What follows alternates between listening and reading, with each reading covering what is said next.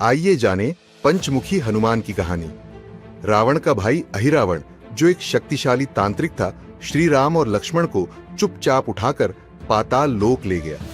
उसका उद्देश्य था कि वह उनकी बलि देकर रावण की विजय सुनिश्चित कर सके। जब हनुमान जी को यह बात पता चली तो वे तुरंत पाताल लोक पहुंचे। वहां जाकर उन्हें ज्ञात हुआ कि अहिरावण के प्राण 5 अलग-अलग दिशाओं में जलते हुए 5 दीपकों में सुरक्षित हैं और जब तक वे 5 दीपक एक साथ बुझाए नहीं जाते तब तक अहिरावण को मारा नहीं जा सकता।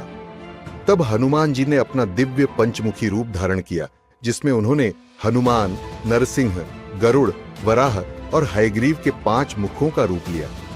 उन्होंने एक साथ 5 दिशाओं के दीपकों को बुझाया और अहिरावण का वध कर दिया।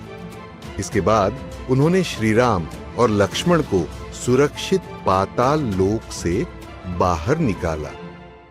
पंचमुखी हनुमान का यह रूप आज भी भक्तों के लिए शक्ति, रक्षा और अटूट भक्ति का प्रतीक माना जाता है।